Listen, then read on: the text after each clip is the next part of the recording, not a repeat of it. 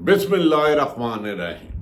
अस्सलाम वालेकुम नाज़रीन। बिला आखिर सुप्रीम कोर्ट ने उसका फैसला महफूज कर लिया। मखसूस सीटें जो पाकिस्तान तरीके इंसाफ के बल्ले के निशान छीने जाने के बाद सुन्नी इत्तेहाद कौंसिल की बनती थी, उस मुतनाज़ा फैसले में फैसला महफूज कर लिया है। नाज़रीन, इस वक्त मुल्क में जो अदम इस्तेकाम है, इंतशार फैला हुआ है, उसकी वजह यह है कि इलेक्शन कमीशन बादी नज़र में बायस्ड नज़र आया। तरीके इंसाफ के खिलाफ बाकायदा पार्टी बना। तरीके इंसाफ को नुकसान पहुँचाने के लिए उसने हर वो फैसला किया।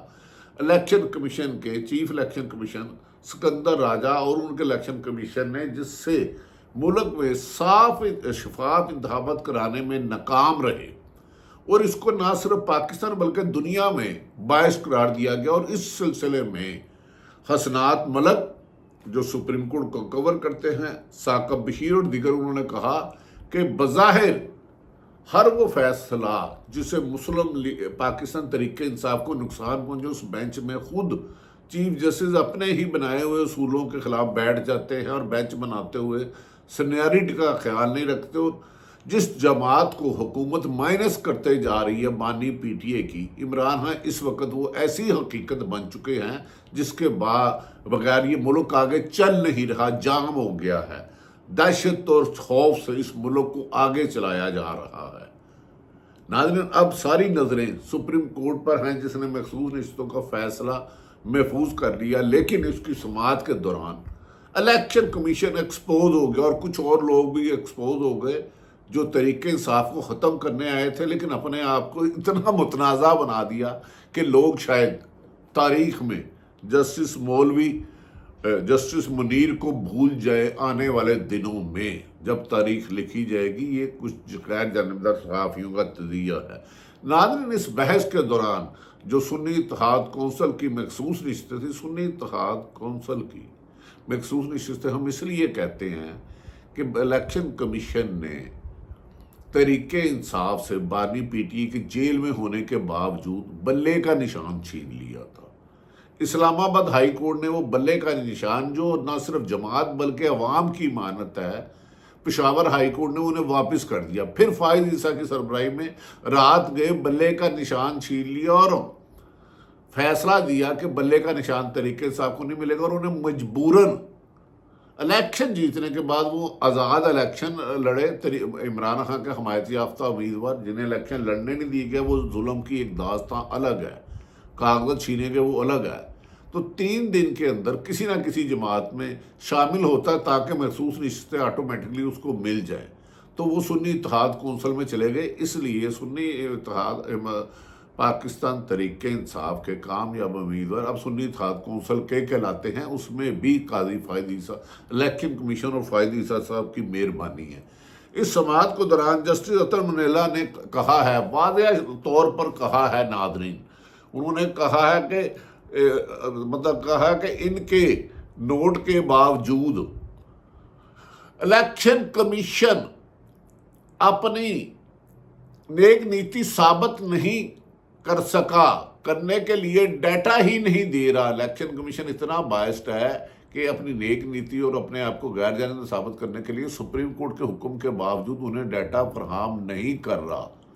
फॉर्म 45 और 46 और दीगर सवालात पर इस मौके पर जस्टिस अतर मुनेला ने कहा कि जिससे साबित होता है कि इंतखाबात शफाफ होने की एक नहीं, जिससे साबित होता है कि इंतखाबात शफाफ हुए और एक सियासी जमात को इंतखाबी अमल से बाहर किया गया। क्वेश्चन मार्क है कि इंतखाबात हुए और एक से बड़ी सियासी जमात को इलेक्शन से बाहर किया गया, यानी कि पाकिस्तान तरीके इंसाफ को ना सिर्फ बल्ले का निशान छीना बल्कि एज ए पार्टी इलेक्शन भी नहीं लड़ने दिया गया।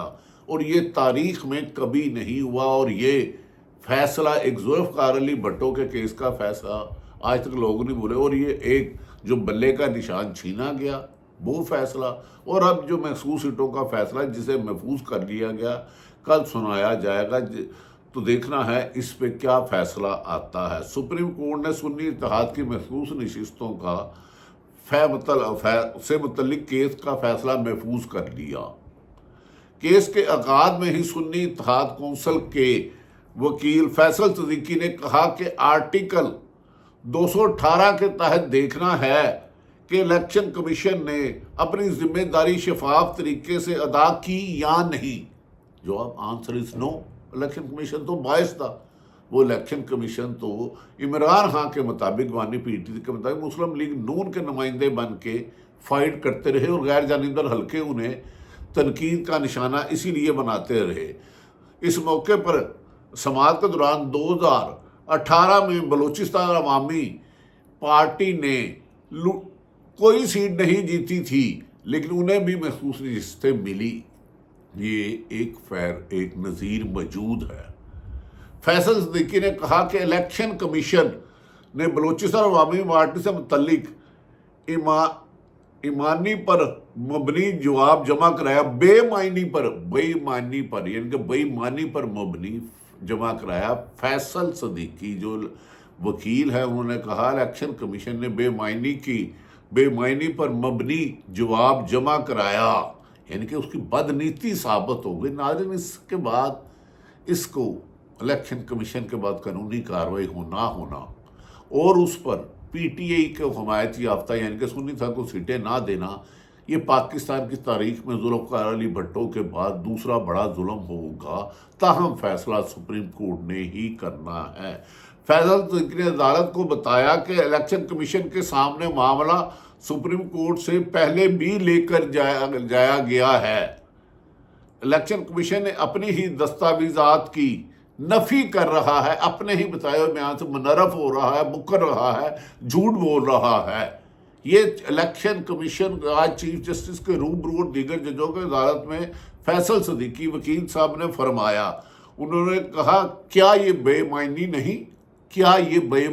بے معنی ہے بھائی، بندہ ایک کاغذ آج دیتا دوسرا منحرف ہو جاتا ہے، اپنے الفاظ آج کچھ کہتا ہے کل جھوٹ کہتا ہے۔ اس ملک میں جھوٹ تو ویسے ہی اس حکومت میں جائز ہے، حرام کھانا کرپشن کرنا جائز ہے، لوگوں کا حق تلفی کرنا جائز ہے، چادر چار دیواری کا تقدس پامال کرنا جائز ہے، غریب آدمی کو انصاف نہ دینا جائز ہے۔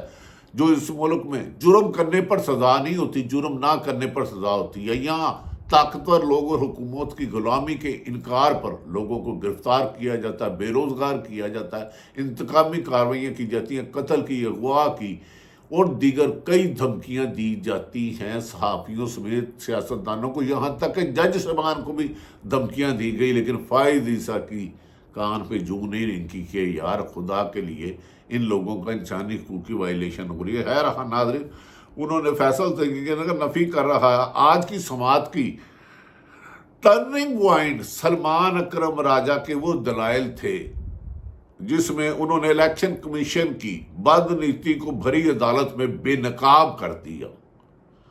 سلمان اکرم راجہ نے اب الیکشن کمیشن کے پلے کچھ نہیں چھوڑا، فیصلہ کیا ہوتا وہ نہیں مجھے پتا، لیکن انہوں نے ایسے ایویڈنس دیے کہ عقل دنگ رہ گئی، اور اس کے بعد میں نے سمجھا تھا شاید کچھ لوگ کہتے تھے شاید چیف الیکشن کمیشن ریزائن دے دے، لیکن ایسا نہیں ہوا۔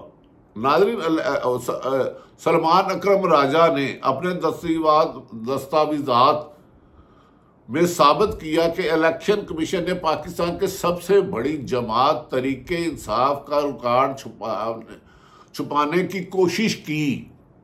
تحریک انصاف کا ریکارڈ چھپانے کی کوشش کی، انہیں حقائق سے دور رکھا۔ الیکشن کے طریقے سے سلمان اکرم راجہ نے اپنے کاغذوں کی نامزدگی ثابت کر دیا کہ پی ٹی آئی نظریاتی کا ٹکٹ جمع کرانے سے پہلے انہوں نے پی ٹی آئی کا ٹکٹ جمع کرایا تھا، پاکستان تحریک انصاف کا جمع کرایا تھا۔ جب الیکشن کمیشن نے چھین لیا، لوگوں کو اغوا کیا، کاغذات چھینے گئے، تائید کنندہ کو چھینا گیا، تو پھر اس پر ایک نئی حکمت عملی بنائی گئی، کیونکہ نہ عدالتیں ریلیف دے رہی تھی اور الیکشن کمیشن تو پارٹی بن چکا تھا۔ سلمان اکرم راجہ نے بتایا کہ کس طرح ریٹائرنگ افسروں نے ان پر دباؤ ڈالا کہ وہ پی ٹی آئی کا ٹکٹ واپس لیں۔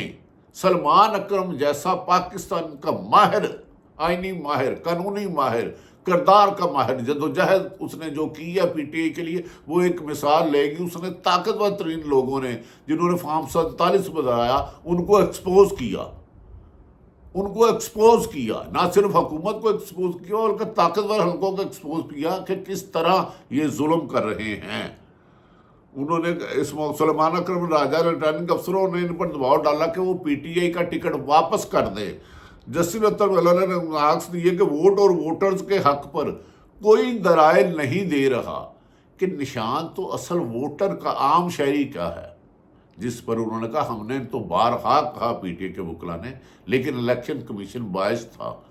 اعتزاز احسن بھی کہتے ہیں کہ الیکشن ووٹر نشان صرف پارٹی کا نہیں، عوام کا ہوتا، کروڑوں کا، جس نے 15 کروڑ عوام، 24 کروڑ عوام کا ہے، جس کی اکثریت نے عمران خان کو ووٹ دیا۔